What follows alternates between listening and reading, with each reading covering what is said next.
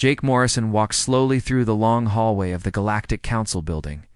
His black shoes made soft clicking sounds on the smooth metal floor. The walls around him were made of some kind of blue crystal that glowed with a soft light.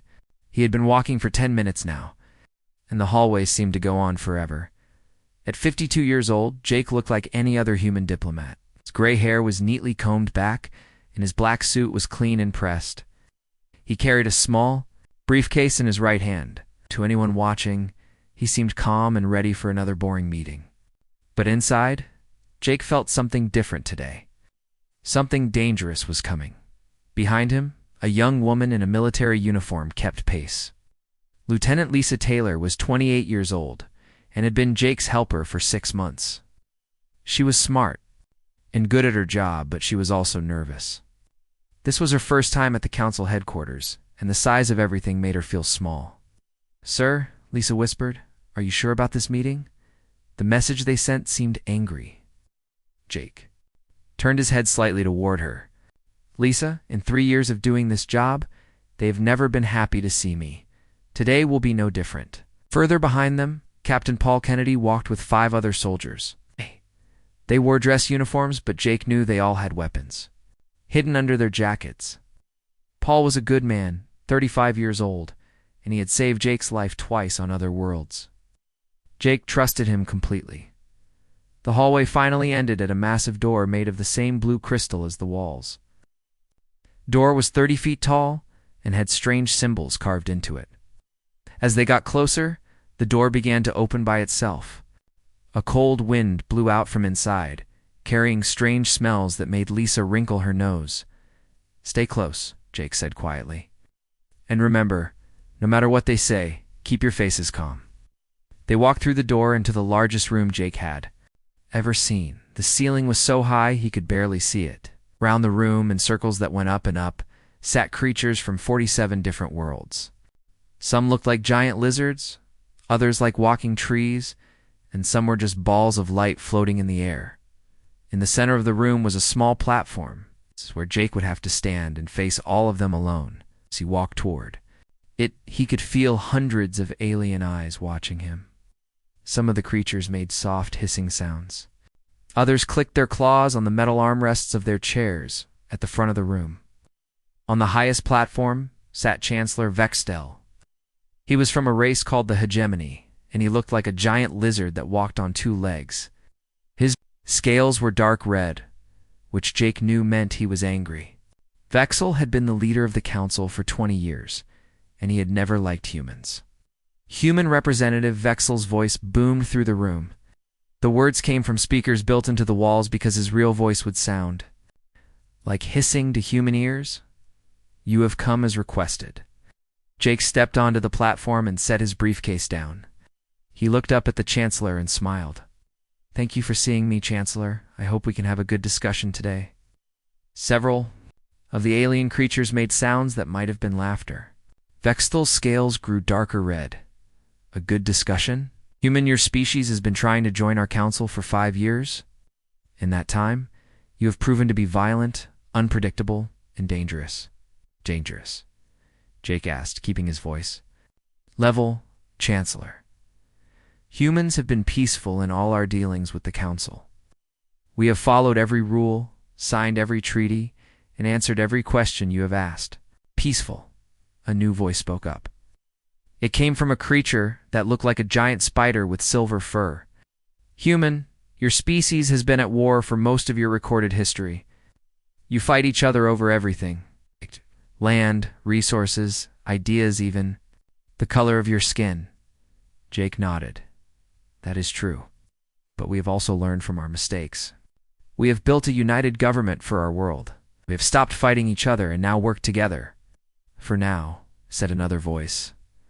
This one came from a being made of living metal. "But what happens when resources become scarce? What happens when you disagree with our decisions? You remain peaceful then?"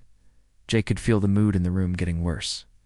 This was not going to be a normal meeting about trade agreements or territorial boundaries. This felt like a trial, and he was the one being judged.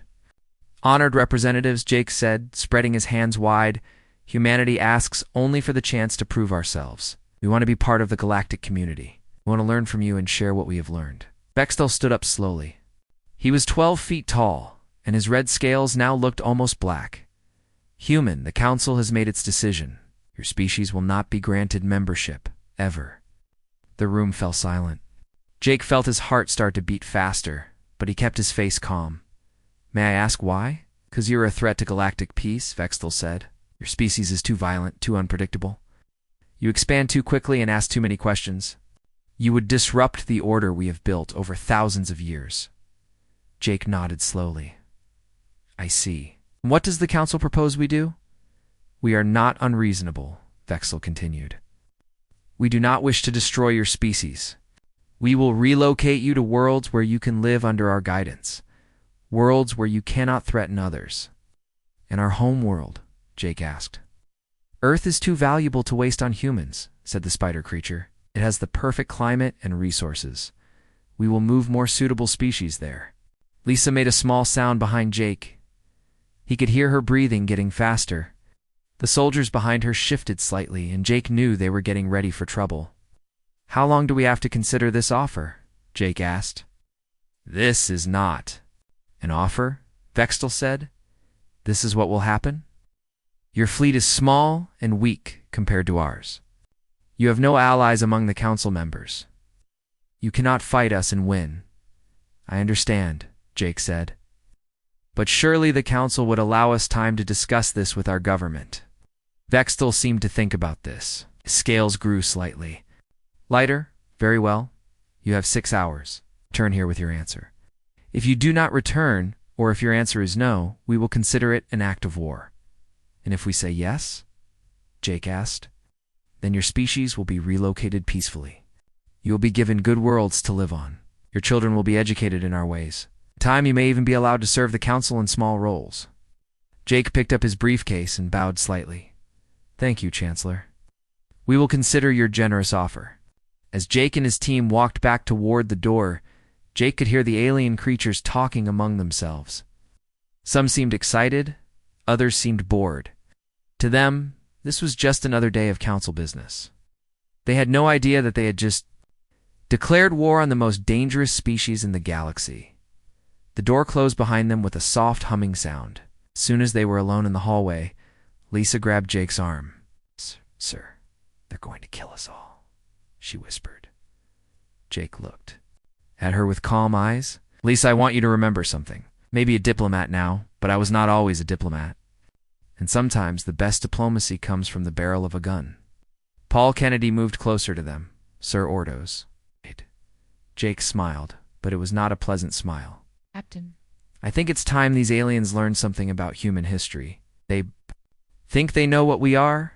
They think we are weak. They are about to discover just how wrong they are. As they walked back toward their quarters, Jake began to plan. The council thought they were dealing with a simple human diplomat.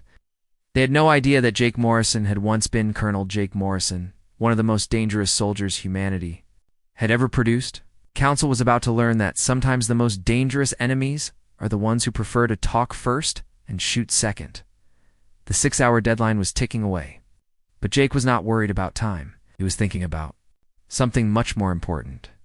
He was thinking about how to turn a diplomatic mission into a war that the galaxy would never forget. Jake Morrison sat in the large chair in their temporary rooms and stared at the wall. The alien furniture was too big for humans, but he did not seem to notice. His mind was working on something else entirely. Lisa Taylor walked back and forth, across the room, like a caged animal. She had been doing this for 2 hours now. Sir, we need to send a message to Earth, Lisa said for the 10th time. They need to know what the council is planning. Jake looked at her with tired eyes. Sit down. You are making me dizzy. She stopped walking and sat down on the edge of the bed. The room they had been given was supposed to be nice, but it felt like a prison. The walls were made of some kind of smooth stone that changed color depending on the light. There were no windows, just a small screen that showed a fake view of space. Captain Paul Kennedy was standing by the door with 2 of his men. The other 3 soldiers were in the next room, checking their weapons and equipment. Paul had been quiet since they returned from the council meeting. but Jake could see he was thinking hard about something. "Captain, what is our communication status?" Jake asked. Paul turned away from the door. "Sir, we can send messages, but they will take 3 days to reach the nearest human fleet. Even if they respond immediately, it will be 6 days before any help arrives." "And how long until our deadline?" Jake asked. 4 hours and 20 minutes, Paul replied. Jake nodded slowly. He had expected this. The council had planned everything carefully. They had invited him here when the human fleet was far away. Had given him just enough time to think about their offer, but not enough time to get help. "Sir," Lisa said quietly, "there is something I need to ask you." Jake looked at her. "What is it?" "Why did they send you on this mission?" she asked. You are a good diplomat, but this was the most important negotiation in human history. Why not send someone with more experience?" Jake smiled, but it was not a happy smile. "Lisa, that is a very good question. Did you ever wonder why a man like me became a diplomat?" "What do you mean?" she asked. What do you know about my life before I started working for the diplomatic corps?" Lisa thought for a moment. "Not much, sir." "Your file says you served in the military for 20 years, then became a diplomat 3 years ago. It does not give many details." "No," Jake said. "It does not." Before Lisa could ask more questions, the lights in the room went out. Emergency. Lighting came on a second later, bathing everything in a red glow. Paul and his men immediately raised their weapons. "What is happening?" Lisa whispered. Jake stood up slowly. "I think our 6 hours just got shorter." The door to their room opened with a loud hiss. Armed soldiers in black armor poured into the room. Ow. They moved quickly and professionally, surrounding Jake and his team before anyone could react. There. Weapons were strange-looking things that glowed with blue energy. Behind the soldiers came Chancellor Vextel. His scales were now a bright yellow color, which Jake knew meant he was happy about something. The Chancellor was so tall, he had to duck his head to get through the doorway. "Ambassador Morrison," Vextel said in his booming voice, "I hope you have been comfortable during your stay." "Very comfortable, thank you," Jake replied. Although "I thought we had more time to consider your offer." Vexel made a sound that might have been laughter. "I am afraid there has been a change of plans. The council has decided that waiting is unnecessary." Jake said, "And why is that?" "It's because we already know what your answer will be," Vextel said. "Humans are predictable. We will refuse our generous offer and try to fight us. So we have decided to skip ahead to the next part, which is your execution," Vexel said simply. "You and your team will be killed publicly. The recording will be sent to every human world as a demonstration of what happens to those who oppose the council." Lisa made a small sound of fear. Paul's men shifted their positions slightly, looking for any chance to fight back. But they were outnumbered 10-1, and the alien weapons were pointed directly at them. "You know," Jake said conversationally, "I think there might be a problem with your plan." Vextel's scales flickered between yellow and red. "What problem?" Jake said. "You keep talking about how predictable humans are, but I do not think you really understand what you are dealing with." "I understand perfectly," Vextel said. "You are a diplomat, a talker, not a fighter. Came here with a few soldiers and some fancy words, thinking you could convince us to let your species join our council. But you are weak, just like all humans." Jake nodded thoughtfully. "You know what, Chancellor? You are absolutely right about one thing. I am a diplomat. For the past 3 years, I have traveled to dozens of worlds, talking to aliens, signing treaties, and solving problems with words instead of weapons." "Exactly," Vextel said. "You are harmless. But here is the thing," Jake continued. "I was not always a diplomat. I think you might want to know what I was before I started talking for a living." Vextel's scales turned a deeper yellow. "It does not matter what you were. You're about to die." Jake smiled. It was a cold, dangerous smile that made Lisa step back without realizing it. "Chancellor, did you, or any of your people, ever bother to research my background? I mean really research it, not just read the summary in my diplomatic file." "Why would we waste time on such things?" Vextel asked. "Because," Jake said, "if you had done your homework, you would know that Jake Morrison, the diplomat, used to be Colonel Jake Morrison, Earth's Special Operations Command, Ghost Company." the name meant. Nothing too Vexthal, but Paul Kennedy's eyes went wide. It heard stories about Ghost Company. Every human soldier had. They were legends, myths, the kind of men who went into impossible situations and came out alive while their enemies did not. So what? Vexthal said. You were a soldier, but you were a diplomat. You have gone soft. Jake's smile grew wider. Chancellor, let me tell you something about human soldiers. We do not go soft. We just learn to choose our battles more carefully. Enough talking, Vexthal said. Kill them. But as the alien soldiers raised their weapons, Jake did something that no one expected. He laughed. It was a low, dangerous sound that seemed to fill the room. You know what your biggest mistake was? Jake asked. What? Vexthal demanded. You brought me here thinking I was just a diplomat. You thought I was weak and helpless. But you see, there is something you do not understand about humans.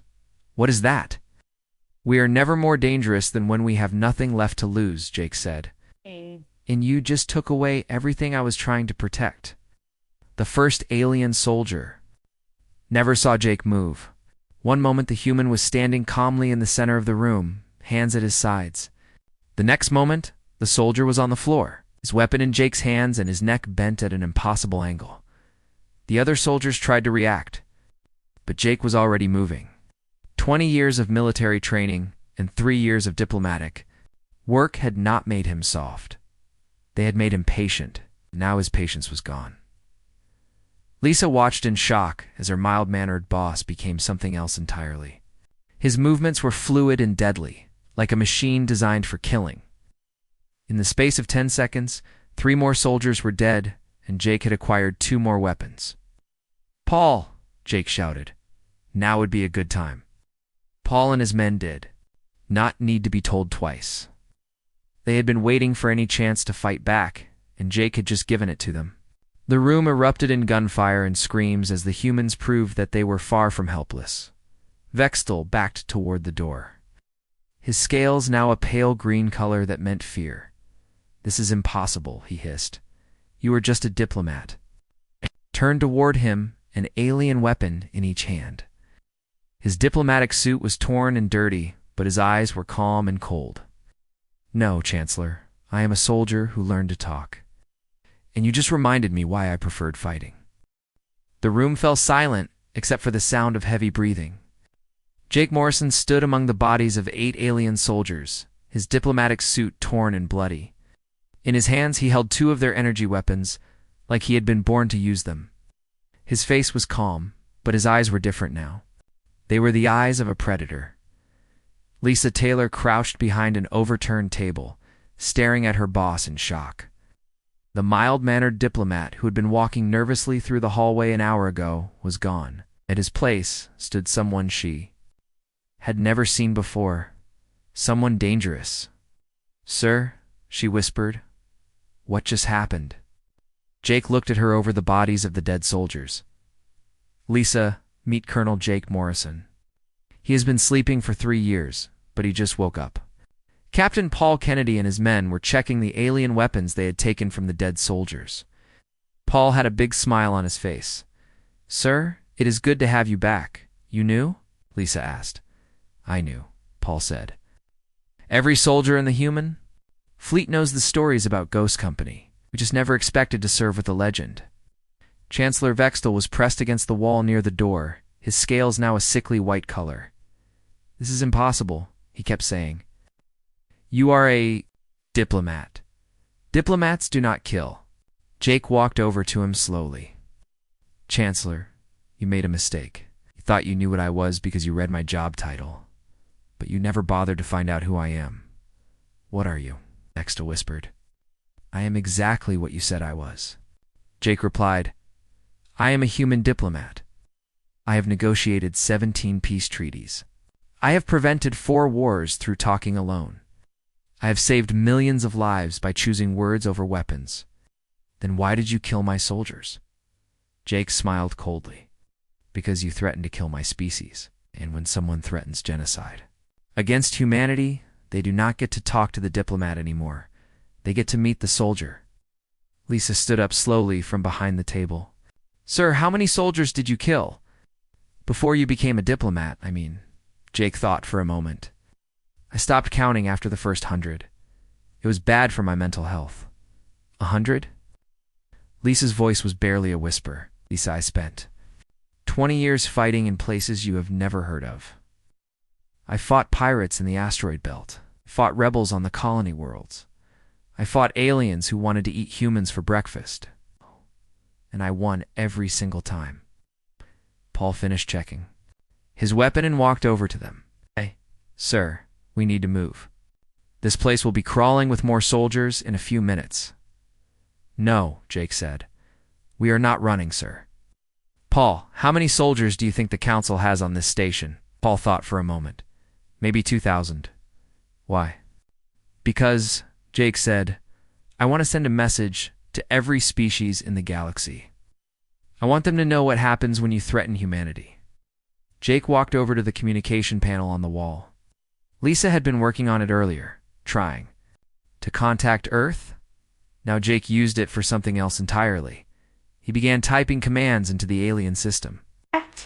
I am making a phone call, Jake said, to every member of the Galactic Council. Communication system came to life with a soft humming sound.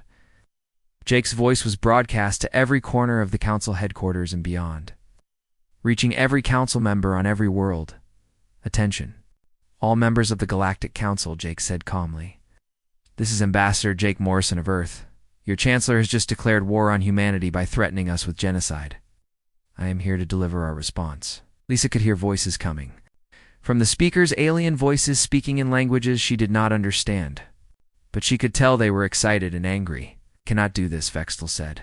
You're one human against the entire galaxy. Chancellor, Jake said. Let me tell you something about humans that you clearly do not understand. We are not impressed by numbers. We have been fighting against impossible odds for our entire history. It is what we do. More voices came from the speakers. Jake could hear weapons being charged and feet running through corridors. The council was mobilizing their forces, Sir Paul said. I count at least 50 hostiles moving toward our position. Jake nodded. Good. Let them come. Sir, are you sure about this? Lisa asked. I mean, we are still diplomats. Should we not try to talk to them? Jake looked at her with those cold predator eyes.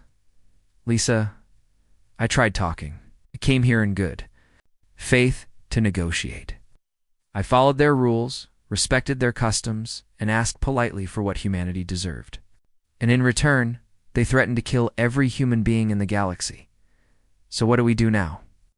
Now, Jake said, we show them why humanity has never lost a war. The sound of running feet was getting closer. Jake could hear alien voices shouting. Orders in the corridor outside. He estimated they had maybe 2 minutes before the next wave of soldiers arrived. Paul, secure the door, Jake ordered. Lisa, can you access their computer systems? I think so, Lisa said. What do you want me to do? I want you to turn this station into a battlefield that favors us, Jake said. Lock down sections, control the lighting, mess with their life support systems, make them fight on our terms. Lisa's fingers flew over the alien controls. Sir, I can do some of that, but I am not sure how long I can keep it up. Just give me enough time to make my point, Jake said. The door to their room exploded inward. Alien soldiers poured through the opening, their weapons blazing. But Jake was already moving, using furniture and walls as cover. His movements were fluid and precise. Like a dance he had performed 1,000 times before. Paul and his men spread out across the room. Using the tactics they had learned in countless battles, they were outnumbered, but they were not outfought. Human soldiers were trained to fight against superior numbers. It was their specialty. Jake rolled behind a desk as energy bolts flew over his head, came up firing. His stolen alien weapons. Cutting down 3 soldiers in quick succession. To his left, Paul was using an overturned table as a shield, while he picked off targets with careful shots. Lisa. Jake shouted over the sound of gunfire. How are we doing with those systems? I have locked down sections 7 through 12, Lisa called back, and I have turned off the lights in the main corridor. Good girl, Jake said. Now shut down their elevators. The battle lasted only 5 minutes, but when it was over, Another 20 alien soldiers lay dead. Jake and his team had taken no casualties, though Paul had a small cut on his arm from a piece of flying debris. Sir Paul said, "They are going to keep coming. We cannot hold this position forever." "We are not going to hold it," Jake said. "You're going to hunt." "Hunt." Jake smiled, and it was not a pleasant expression. "Paul, the council thinks they are dealing with a diplomat and a few soldiers. They have no idea what a human special operations team can do when they are properly motivated." "What about me?" Lisa asked. "I am not a soldier." "You are now," Jake said. "Lisa, you are about to get a crash course in human warfare. Lesson 1. We do not fight fair. We fight to win." Jake walked over to the communication panel again. "Attention. Council members," he said into the microphone. "This is your second lesson in human diplomacy. You now have 1 hour to withdraw all forces from human space and grant us full membership in the council. If you do not, I will personally visit each and every one of you." The alien voices coming from the speakers were louder now, more panicked. Jake could hear them arguing among themselves, trying to figure out how one human was causing so much. "Trouble, Chancellor," Jake said, turning to Vexel. "You wanted to see what humanity had to offer? Well, congratulations. We're about to get a demonstration." Jake Morrison moved through the air vent like a ghost. The metal tunnel was barely big enough for a human, but he had crawled through smaller spaces before. Behind him, Lisa Taylor tried to keep up, though she was not used to this kind of movement. Every few minutes, Jake would stop and listen for sounds below them. "Sir," Lisa whispered, "where are we going?" "To the security center," Jake replied quietly. "If we control their cameras and alarms, we control the entire station." It had been 2 hours since the fight in their room. Jake had led his team through passages and tunnels that the aliens did not even know existed. In his 3 years as a diplomat, he had visited dozens of council stations. While everyone thought he was just taking tours and attending meetings, he had been mapping every corridor, every vent, every weakness. Below them, Jake could hear alien voices talking excitedly. The council forces were searching for them, but they were looking in all the wrong places. They expected humans to hide or try to escape. They did not expect them to hunt. "How much further?" Lisa asked. 2 more minutes, Jake said. "And Lisa, when we get there, I need you to do exactly what I tell you. No questions, no hesitation. Can you do that?" "Sir," she said, though. Her voice shook a little jot.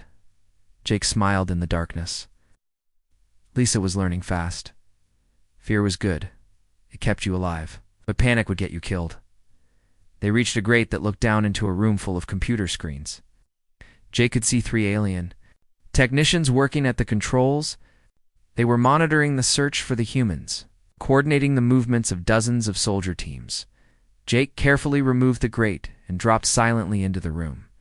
The first technician never knew what hit him. The second one had time to turn around before Jake's hands found his throat. The third one tried to reach for an alarm button, but Lisa dropped down behind him and hit him with a piece of metal pipe she had picked up in the vent. "Good work," Jake said. "How can you figure out these controls?" Lisa sat down at one of the computer stations. Her hands shook as she tried to understand the alien writing on the screens. "Sir, this is much more complicated than the system in our room." "Take your time," Jake said.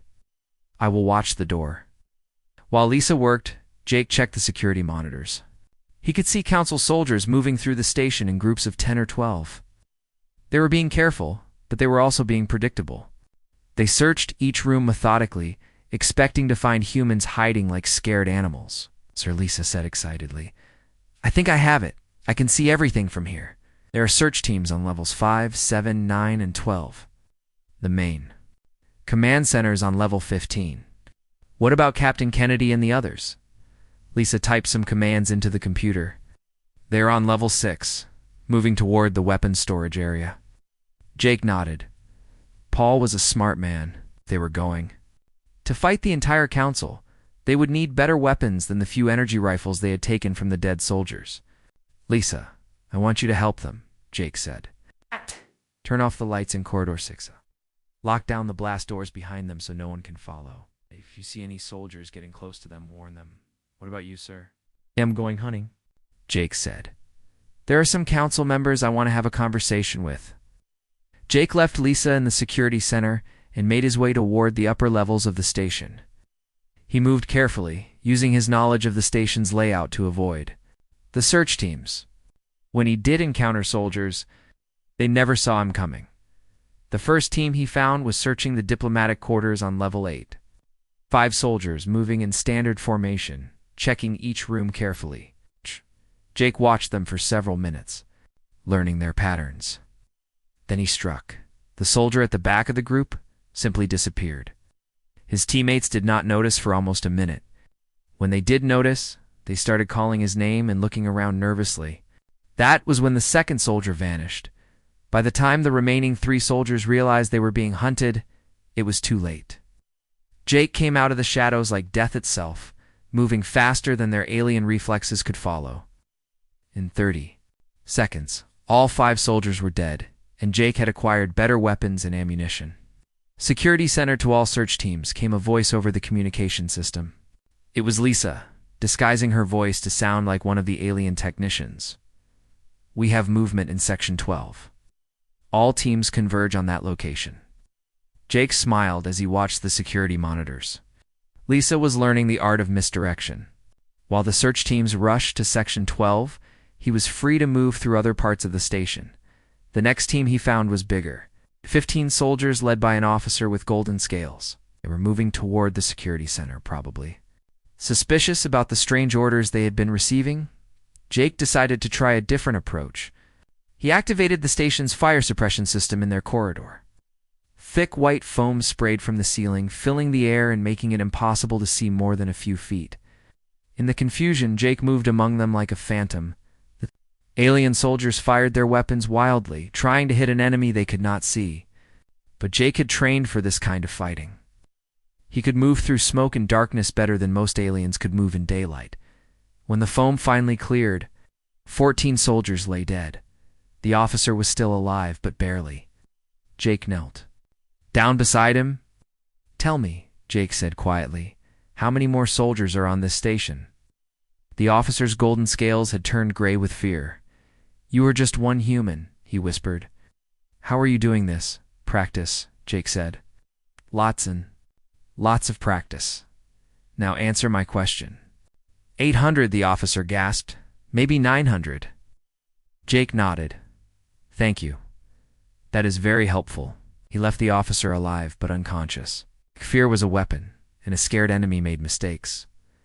Over the next 2 hours, Jake systematically hunted down search team after search team. He used every trick he had learned in 20 years of warfare. He turned their own technology against them, using their communication systems to send false orders in their security systems to trap them in sections of the station. The psychological effect was devastating. The council soldiers had never faced anything like a human special operations soldier. They were used to fighting enemies who followed predictable patterns, who used standard tactics. Jake fought like no alien they had ever encountered, Jake said into his communicator. "Status report.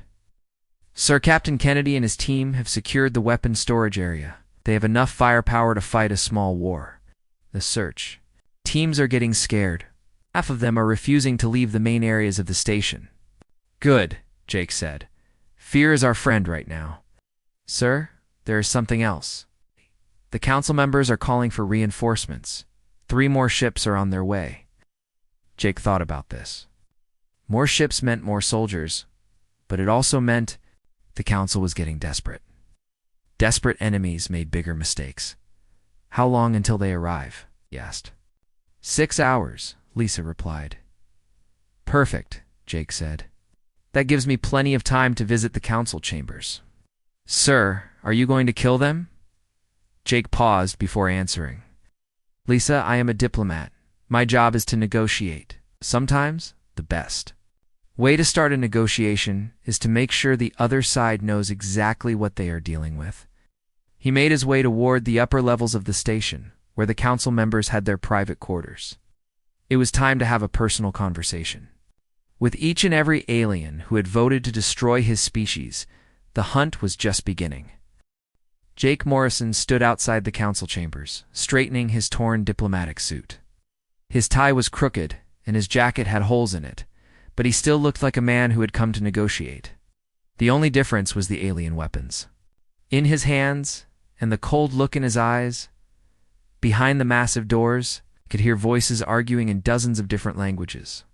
The council members were scared, and scared beings made poor decisions. That was exactly what Jake wanted. He had spent the last 4 hours hunting through the station like a ghost. 37 search teams had tried to find him, and none of them had succeeded. The few survivors were now hiding in the lower levels, too frightened to continue the search. "Sir," came Lisa's voice through his communicator, "I count 43 council members inside the chamber. They have 12 guards with them. Any sign of those reinforcement ships?" Jake asked. "Still 3 hours away," Lisa replied. "But sir, the council is trying to evacuate. They're calling for transport ships." Jake smiled. "Not on my watch." Lisa locked down the docking bays. "No one leaves this station until we finish our conversation." "Already done, sir." Jake took a deep breath and walked through the doors. The massive chamber fell silent as he entered. 43 of the most powerful beings in the galaxy stared at him in shock. Some of them were hiding behind their chairs. Others had moved as far away from the entrance as possible. Chancellor Vextel was standing on his platform, but his scales were now a pale yellow color that meant fear. "You," he hissed. "How are you still alive?" "I am very hard to kill," Jake said simply, walked slowly toward the center of the chamber, ignoring the guards who had their weapons pointed at him. "We need to talk," Guards Vexel shouted. "Kill him." The 12 guards raised their weapons, but nothing happened. They pulled their triggers again and again, but the energy rifles remained silent. "Looking for these?" Jake asked, holding up a small electronic device. "I had my technical expert disable your weapons about an hour ago. I hope you do not mind." One of the guards, a large creature with 4 arms, charged at Jake with his claws extended. Jake stepped aside at the last moment and struck the creature. In the neck with the edge of his hand, the guard collapsed and did not get up. "Anyone else?" Jake asked politely. The remaining guards stepped back. They had watched their friends die for hours, hunted by this single human. They had no desire to face him in hand-to-hand combat. "Now then," Jake said, "let us have that conversation." He climbed onto the central platform and looked around at the assembled council members. Some of them were creatures he had negotiated with before, others he was meeting for the first time. All of them looked terrified. "Ladies and gentlemen," Jake began, "my name is Ambassador Jake Morrison, representing the planet Earth and the human species. I believe you wanted to discuss our membership application." "You have killed hundreds of our soldiers," screamed a creature that looked like a giant bird. "You are a monster." "I am a diplomat," Jake corrected. "But you threatened to commit genocide against my species. That changed the nature of our relationship." "What do you want?" asked Chancellor Vexel. "But what I came here for in the first place," Jake said, "is full membership in the Galactic Council for Humanity. All the rights and protections that come with it. And I want it now. And if we refuse?" Asked a being made of living crystal, Jake smiled, and every alien in the room took a step backward. "Then I continue my work. I hunt down every single one of you, one by one, until someone with more sense takes your place. You cannot kill us." "All," said a creature with tentacles for arms. "You are just one human, am I?" Jake asked, activated his communicator so his voice would carry throughout the station. "Captain Kennedy, please report your status." Paul's voice came through. "Clearly. Weapons storage secured, sir. All guard posts eliminated. We now control levels 1 through 8. "Thank you, Captain." Jake looked around the chamber. "You see, I am not alone, and more importantly, I am not unique." "What do you mean?" Vextel asked. "I mean that every human you might encounter could be what I am," Jake explained. "Every diplomat, every trader, every tourist could have the training to turn your world into a battlefield.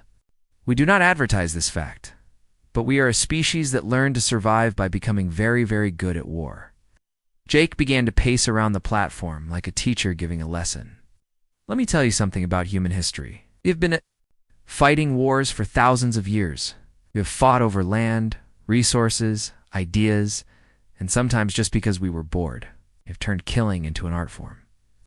He stopped and looked directly at Chancellor Vexel. But we have also learned, when not to fight, we prefer peace because we know exactly how terrible war can be. When I came here 3 days ago, I was prepared to negotiate, to compromise, to find a solution that worked for everyone. But you threatened to wipe out my entire species, Jake continued, his voice growing colder. You decided that humanity was too dangerous to exist.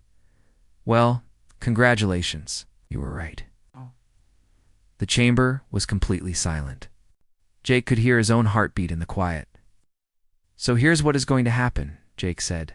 We're going to vote on humanity's membership application, right now. You are going to vote yes, and if we vote no, asked the crystal being Jake's smile was terrifying. Then you get to find out what happens when 3 billion humans decide that the Galactic Council needs to be replaced. You are bluffing, said the bird creature. Your species does not have the ships to fight us. Ships? Jake laughed.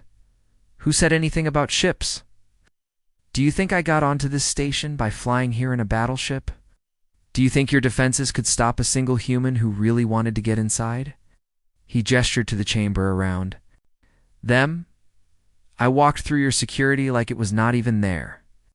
I turned your own station against you. I hunted your soldiers like animals. I did it all by myself, with nothing but the weapons I took from your dead guards. Jake's voice dropped to a whisper. Now imagine 1,000 humans like me spread across 1,000 council worlds. Imagine what we could do to your civilization if we really tried.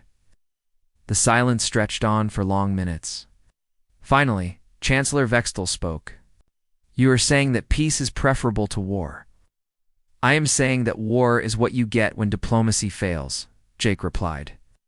And diplomacy fails when one side decides the other side does not deserve to exist. But how do we know you will not attack us anyway? Asked the tentacle creature.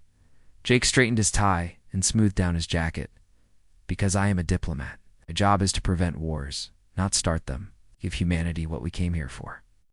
And you will find us to be excellent allies. We are very good at protecting our friends and our enemies, Vexel asked. Our enemies do not usually live long enough to write memoirs about the experience, Jake said simply. The vote was unanimous. Earth would be granted full membership in the Galactic Council with all rights and protections thereof. Human space would be considered sovereign territory. And Ambassador Jake Morrison would be formally recognized as humanity's representative. As Jake walked out of the chamber, Lisa's voice crackled through his communicator. Sir, how did you know they would vote yes? Jake smiled as he headed back toward their quarters. Lisa, there is an old saying about diplomacy: speak softly and carry a big stick. Today, I showed them exactly how big our stick really is. And tomorrow, sir, we go back to talking. But now they know that when humans negotiate, we are always negotiating from a position of strength. The galaxy had learned a valuable lesson that day. Humanity preferred peace, but they were very, very good at war. And sometimes the most effective. Diplomacy came from reminding everyone why they preferred to talk rather than fight, Jake Morrison.